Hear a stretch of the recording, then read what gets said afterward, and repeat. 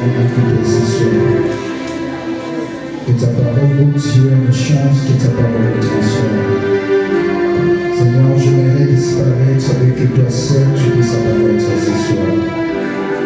Enseigne-nous sur base de ta parole, Seigneur. Si nous sommes devant ta face ce soir, c'est parce que nous savons que tu as regardé quelque chose pour nous. Alors Seigneur, nous ne voulons pas rentrer sans pourtant posséder ce que tu avais préparé pour nous. Que ton esprit règne au milieu de nous. Seigneur mon Dieu, que non ne parle pas, mais que toi seul tu parles. Ouvre nos oreilles spirituelles afin d'écouter ta voix, car la Bible déclare que ta parole est esprit et vie. Et nous voulons posséder une nouvelle vie au travers de ta parole. Assiste-nous du début jusqu'à la fin, au nom puissant de Jésus. Amen. Est-ce qu'on peut acclamer le Seigneur?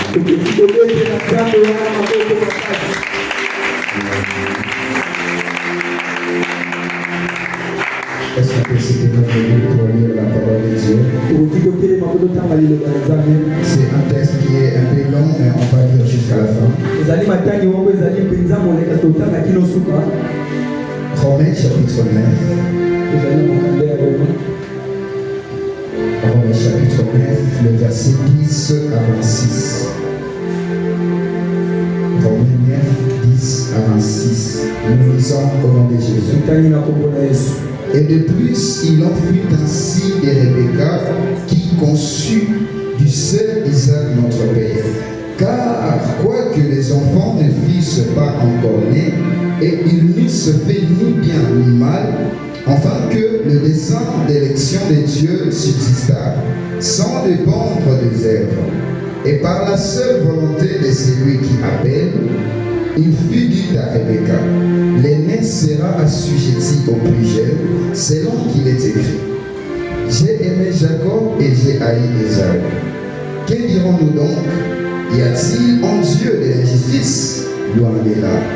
Car il dit à Moïse, je ferai miséricorde à qui je fais miséricorde, et j'aurai compassion de qui j'ai compassion. Ainsi donc, cela ne dépend ni de celui qui veut, ni de celui qui court, mais de Dieu qui fait miséricorde. Car l'Écriture dit à Pharaon, j'ai été suscité à dessein pour montrer en toi ma puissance, et enfin que mon nom soit publié par toute la terre. Ainsi il fait miséricorde à qui il veut, et il endurcit qui il veut. Tu me diras, pourquoi blâme-t-il encore? Car qui est-ce qui résiste à sa volonté? Oh homme, toi plutôt qui es-tu pour compliciter avec Dieu? Le vase d'argile dira-t-il à celui qui l'a formé, pourquoi m'as-tu fait ainsi? Les potiers n'est-il pas le maître de l'argile pour faire avec la même masse un vase d'honneur et un vase d'un usage vil? Et que dire, si Dieu voulant montrer sa colère et faire connaître sa puissance, a supporté avec une grande patience des vases de colère formés pour la perdition. Et s'il a voulu faire connaître la richesse de sa gloire envers des vases de miséricorde, et qu'il a d'avance préparé pour la gloire, ainsi nous a-t-il appelés, non seulement d'entre les Juifs, mais encore d'entre les païens.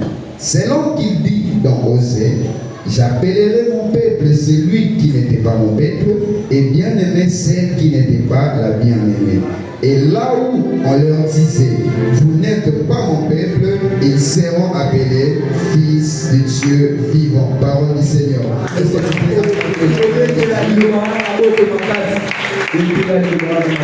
Voilà, comme tu as dit, j'aimerais que tu puisses prendre aussi notre deuxième verset. Luc chapitre 7, verset 36 à 50. Je voulais que nous puissions lire le deux versets pour parler après. Luc chapitre 7, le verset 36 à 50.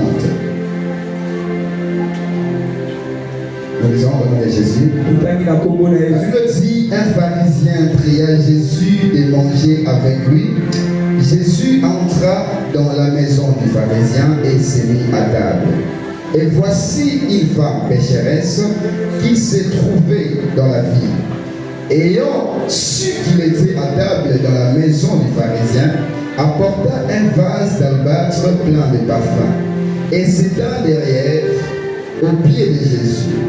Elle pleurait et bientôt elle lui mouilla le pied de ses larmes, puis les essuya avec ses cheveux, le baisa et éloigna du parfum. Le pharisien qui l'avait invité, voyant cela, dit en lui-même: si cet homme était vraiment prophète, il connaîtrait qui est de quelle espèce est la femme qui le touche. Il connaîtrait que c'est une pécheresse. Mais Jésus prit la parole et lui dit: Simon, j'ai quelque chose à te dire. Maître, parle, répondit-il. Un créancier avait deux débiteurs. L'un devait 500 deniers et l'autre 50. Comme il n'avait pas de quoi payer, il leur remit à tous deux leurs dettes. Et lequel l'aimera le plus? Simon répondit: c'est lui, je pense, auquel il a le plus remis. Et Jésus lui dit: tu as bien jugé. Puis se tourna vers la femme et dit à Simon: vois-tu cette femme? Je suis entré dans ta maison et tu ne m'as même pas donné de l'eau pour laver les pieds. Mais elle les a mouillés et ses larmes, elle les a essuyées avec ses cheveux. Tu ne m'as point donné de baiser. Mais elle, depuis que je suis entré, elle n'a point cessé de me baiser le pied. Tu n'as point versé l'huile sur ma tête, mais elle a versé du parfum sur mes pieds. C'est pourquoi je t'ai dit, ses nombreux péchés ont été pardonnés, car elle a beaucoup aimé, mais celui à qui on pardonne peu aime peu. Et il dit à la femme: tes péchés sont pardonnés. Parole du Seigneur. Voilà, est-ce qu'on fait fort à Dieu, la parole de Dieu, la parole de Dieu. Le thème de mon message ce soir est intitulé La miséricorde de Dieu.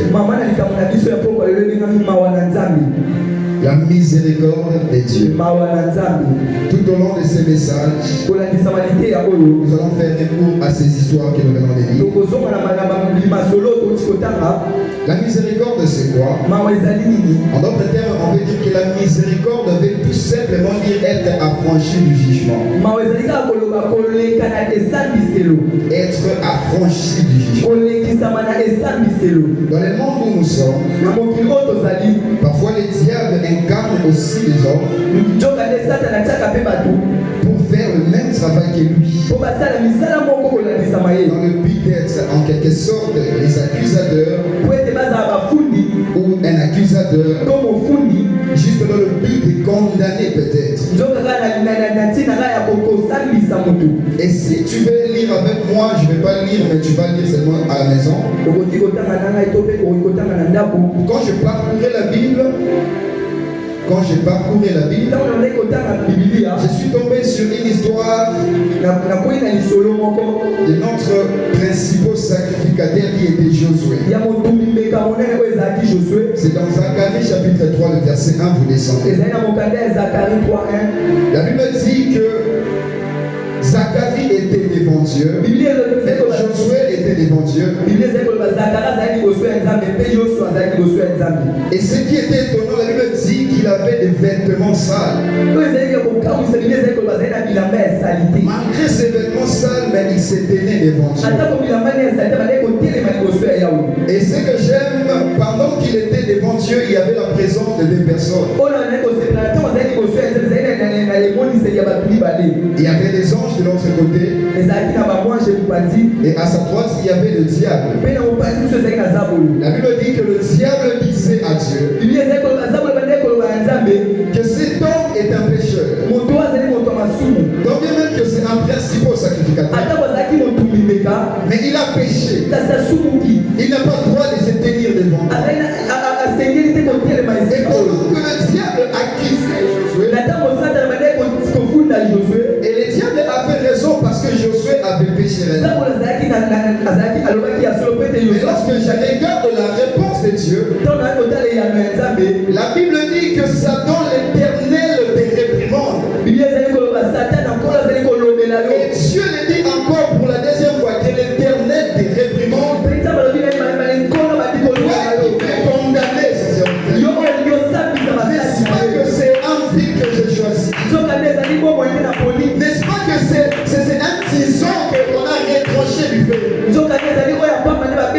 Et j'ai compris que le tison veut dire un morceau du bois. Et la Bible fait référence que Josué était comme un arbre qui était dans le feu.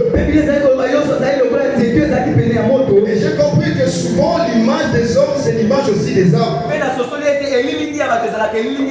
que je vois le jour où Jésus est en train de guérir cet aveugle. Je peux me tenir devant Dieu. Je suis sûr de ma vie. Je ne peux pas me cacher devant un homme. Pas que je peux me cacher.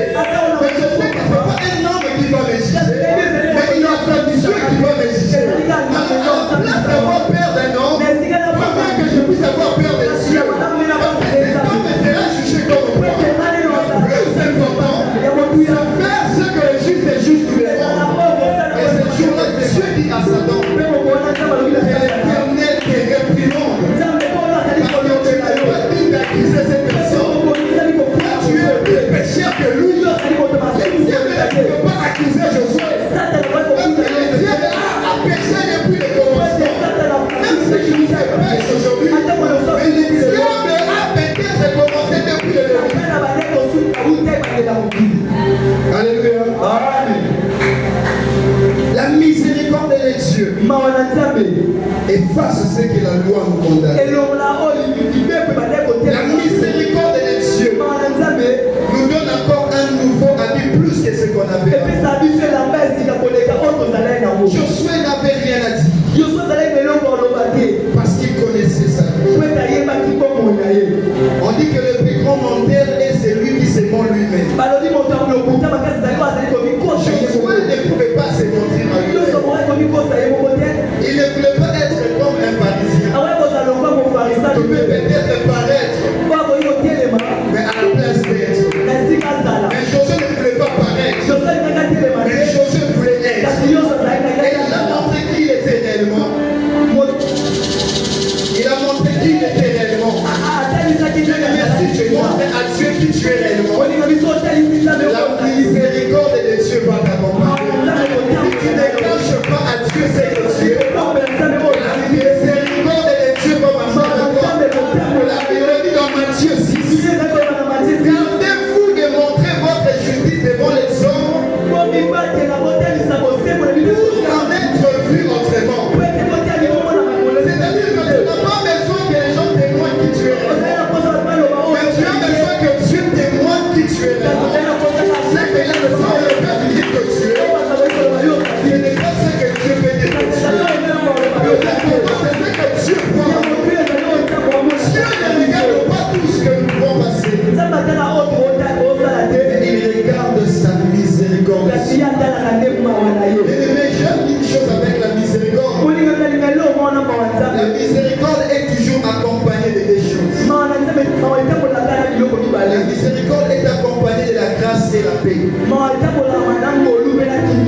Alléluia. Je disais que la miséricorde marche toujours avec la grâce et la paix. On ne peut pas parler de la grâce sans parler de la miséricorde. Et on ne peut pas parler de la miséricorde sans parler de la grâce. Car c'est la miséricorde qui produit la grâce. La Bible dit que l'homme avait péché. La miséricorde de Dieu, il nous a envoyé la grâce qui est Jésus. La grâce qui était Jésus venu sur la terre. Avant sa mort, il dit à ses disciples, je m'en vais mais je vous laisse ma paix. C'est-à-dire que la miséricorde a produit la grâce et la grâce nous produit la paix. Tu vas peut-être crier dérangé. Je voudrais te dire une chose. Attache-toi à la miséricorde de Dieu. Car la miséricorde de Dieu n'est pas le langage d'un homme, mais c'est le langage de Dieu. Un homme de péché peut parler de la miséricorde comme Dieu. La Bible dit que je fais miséricorde à qui je donne. La Bible dit qu'il y avait des enfants dans le ventre des Rebecca. Ces des enfants, c'était des créatures de Dieu. Mais Dieu n'a pas choisi Jacob. Et il a haï Esaü. Et la Bible précise, est-ce que Dieu était juste? Pourquoi les personnes que lui-même il a créées, il peut aimer l'autre et haïr aussi l'autre?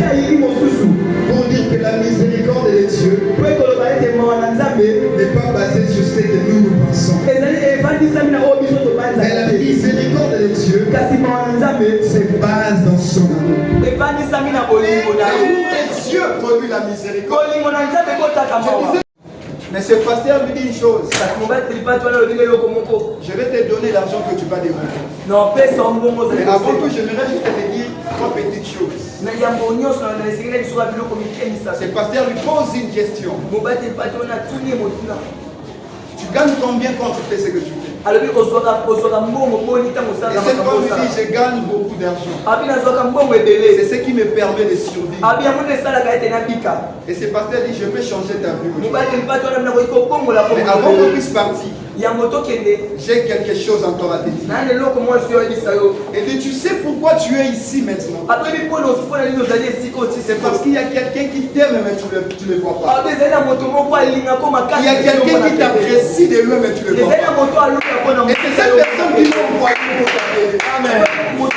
Cette personne, c'est le patron qui m'envoie. Il a plus que toi, il a plus que ce que tu vois que j'ai. Il peut te donner plus que ce que tu me demandes. Mais avant de partir, il m'a demandé une chose. Que je dois te dire encore des choses. Il dit, pendant que tu faisais cette vie, tu vas gagner de l'argent. Mais qu'est-ce que cet argent-là te garantit? Cette femme ne pouvait pas répondre. Et qu'est-ce que cet argent t'a donné de plus important? Cette femme ne pouvait pas répondre. Et ce monsieur lui dit, voilà, vu que tu es en train de vivre, tu peux jouir avec ça aujourd'hui. Parce que tu as tout ce que tu as. Mais rentre dans ta maison. Cherche ta grand-mère. Regarde cette femme. Tu vas voir que la beauté que tu as est vanité. La beauté passe avec les temps. Tu peux avoir tout ce que tu as aujourd'hui. Mais demain, tu n'auras plus besoin d'avoir ça. Mais est-ce que tu sais qu'après ça, il y a une autre vie qui t'attend? Ce qui est plus important, ce n'est pas la vie que nous avons besoin, mais c'est la vie qui nous attend. Parce que cette vie se limite en un jour. Mais la vie qui est devant nous, c'est avec un délai indéterminé. Tu dois comprendre une chose, que si cette vie dépendait de toi, tu allais être mort il y a longtemps. Il y avait des gens qui sortaient avec toi. Est-ce que tu connaissais réellement ces hommes? Il y avait des hommes qui étaient des esprits. Tu es sorti avec eux. Il y a d'autres qui étaient des occultistes.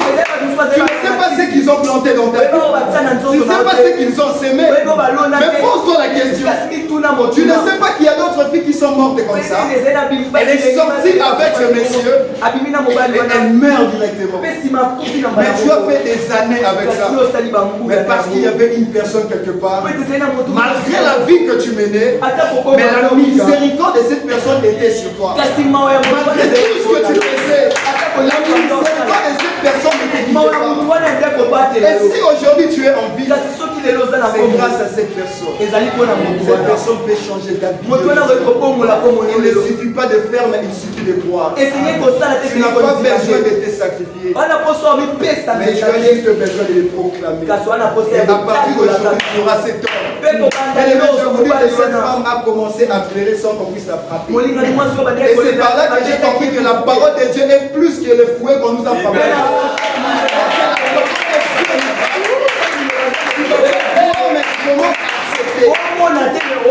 Et ce jour-là, cette femme a accepté Dieu. Elle n'avait plus besoin de cet argent qu'on lui c'est-à-dire que c'est lui qui s'attache à Dieu. C'est lui qui s'attache à la miséricorde de Dieu. Il possède aussi la bonté de Dieu. Dieu prépare de bonnes choses pour ses enfants.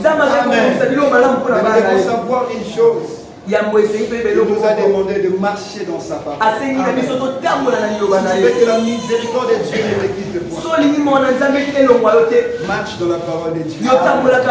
Sache ce que Dieu demande. Qu'est-ce que Dieu exige? Qu'est-ce que Dieu veut réellement? Et si on arrive à marcher avec, la miséricorde de Dieu va nous accompagner.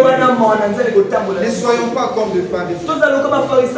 Chacun de nous a des défauts. vont tous être des justes. Mais nous ne sommes pas tous saints. Mais on va reconnaître le vrai saint le jour où Jésus va revenir. Si on peut faire un effort d'être juste. Mais pour être saint, c'est lui qui sait qui choisit. Parce que dans la vie où nous vivons, le péché est partout. Il y avait une sœur qui a posé un jour la question. Il dit comment fait-on ces gens-là qui vivent le collement la carte moi j'ai compris une chose. Presque tout le monde a le collement la carte parce que nous péchons tous les jours. Souvent nous pensons que le péché c'est seulement l'impudicité. Nous pensons que le péché c'est seulement le vol. Un faux témoignage c'est un péché.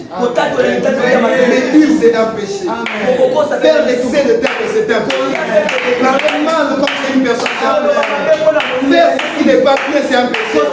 Savoir faire le bien et ne pas le faire est un péché. C'est-à-dire qu'il y a le péché partout. Mais c'est la grâce et la miséricorde de Dieu qui va changer.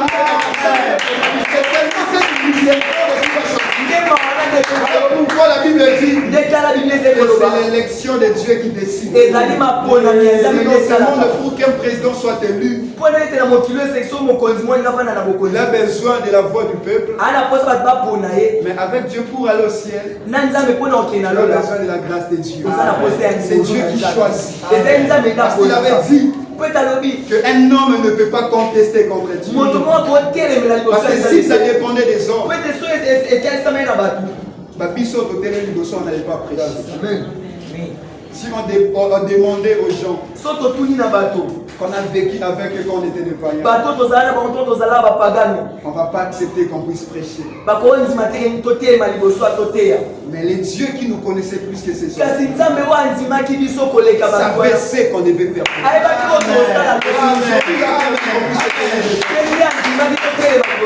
Malgré nos faiblesses et nos défauts, mais j'aime ce que la Bible dit. Le Saint-Esprit nous soutient dans nos faiblesses.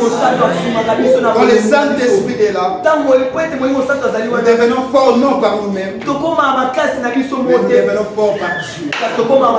C'est par la grâce de Dieu que nous sommes. C'est par la grâce de Dieu qu'on peut se tenir pour parler. On n'est pas passé dans des écoles pour apprendre comment parler des affaires. Mais j'ai compris que le Saint-Esprit était le meilleur enseignant. C'est où c'est que nous devons faire réellement.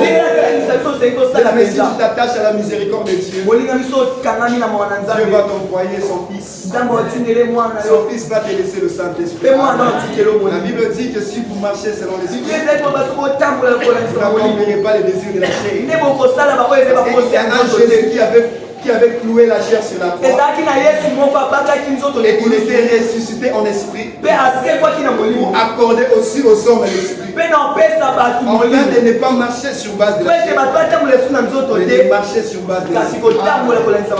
Bien-aimé, la miséricorde de Dieu est là pour nous sauver.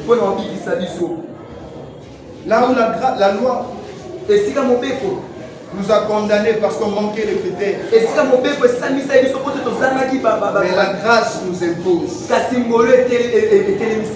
Un jour, la Bible me montre l'histoire de David. C'est là où j'ai compris la définition de la miséricorde et la grâce de Dieu. David a vécu des moments difficiles à cause de Saül. Saül avait un enfant qui s'appelait Jonathan. Ce Jonathan était l'ami à David. David a raté beaucoup de morts. Mais son ami l'aidait beaucoup plus. Et après avoir devenu roi, un jour, je ne sais pas ce qui lui avait touché. Il s'est souvenu de son ami Jonathan. Mais il voulait faire du bien à quelqu'un. Mais si nous rentrons un peu en arrière, un jour David cherchait des gens pour combattre un peu.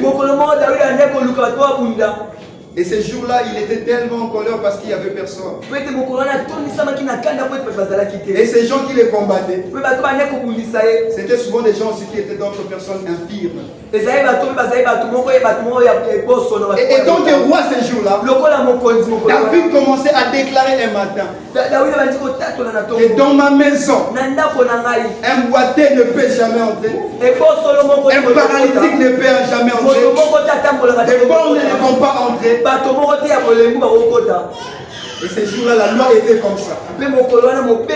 Et il avait oublié ce qu'il avait dit. Et un jour, il avait besoin de faire du bien. Il a appelé ses hommes. Il dit, mais il n'y a personne dans la maison de Jonathan.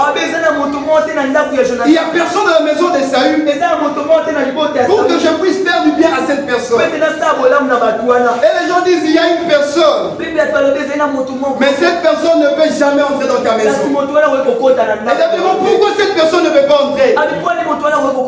On lui rappelle ce qu'il avait dit. Moi, un jour, tu avais dit que les boiteux ne vont pas entrer, les paralytiques ne vont pas entrer dans ta maison. Mais il y a une personne qui était dans la maison de Saül qui s'appelle Mephibosheth. Mais cette personne est perdue de pied. Et il ne peut pas entrer parce que la loi condamne ça. Et c'est ce jour-là que j'ai compris que la grâce et la miséricorde brisent la loi. Comme ça, mais à un moment donné, je vais lui faire du bien, non à cause de lui, mais à cause de Jonathan. C'est-à-dire que si c'était à cause de lui, je ne peux pas faire, parce que la loi interdit les gens de personnes. Mais parce qu'il y avait un Jonathan qui s'est sacrifié, je vais briser cette loi. Cette personne va vivre dans ma maison. Et quand j'ai écouté cette histoire, le Saint-Esprit m'a fait révéler l'histoire de Jésus. L'homme avait aussi péché. Et il y avait une loi qui interdisait à l'homme d'être sauvé. Un homme ne pouvait plus sauver à cause du péché. Mais ces jours-là, si on peut être pardonné aujourd'hui, ça ne sera pas à cause de lui, mais on peut être pardonné à cause de Jésus. Dieu ne peut pas nous sauver par nous-mêmes. Dieu ne peut pas nous sauver par nos actions. Mais Dieu va nous sauver à cause de la croix. Dieu va nous sauver à cause de Jésus. Parce qu'il y avait un Jésus qui s'est sacrifié pour nous. De la même façon que Jonathan s'est sacrifié pour David, Jésus s'est sacrifié aussi pour nous. Et moi je dis que si je vais aller au ciel aujourd'hui, ça ne sera pas à cause de ma justice. Ça ne sera pas à cause de ma sainteté. Ça ne sera pas à cause de mes prières. Mais ça sera à cause du sang de Jésus. À cause de ce Jésus que cette personne a mené sa miséricorde et que nous soyons sauvés. Alors j'ai une bonne nouvelle pour toi. La miséricorde de Dieu est là pour effacer ce que les hommes nous avaient commis. Si on avait pensé qu'on va aller en enfer parce qu'on a péché, j'aimerais lui rappeler qu'il y avait un Jésus qui était mort.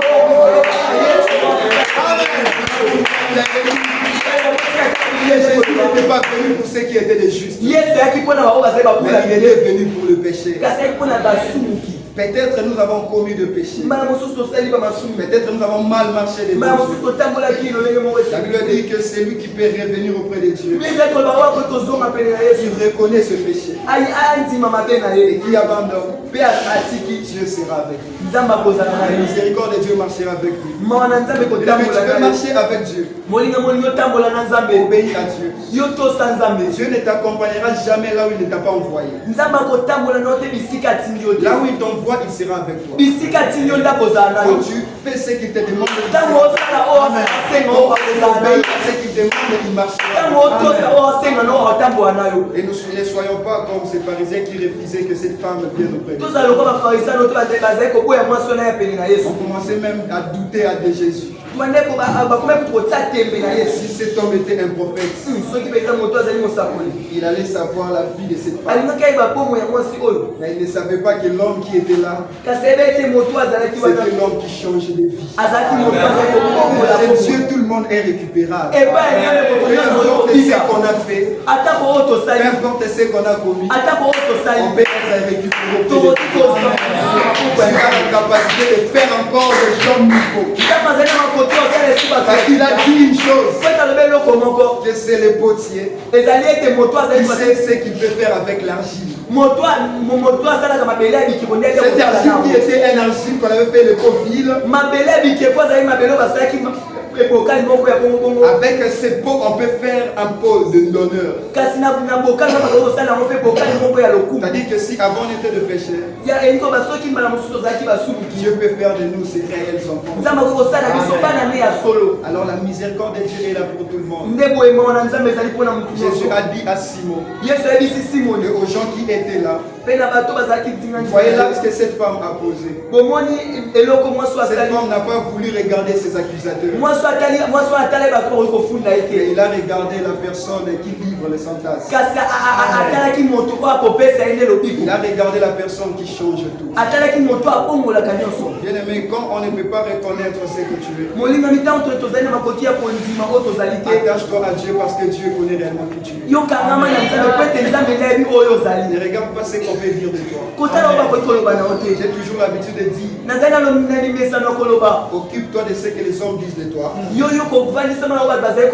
tu seras leur prisonnier à vie. Au-delà de ce que les hommes peuvent dire, il y a ce que tu peux te dire. Et il y a aussi ce que Dieu peut te dire. Attachons-nous à la miséricorde de Dieu. Car la miséricorde de Dieu change.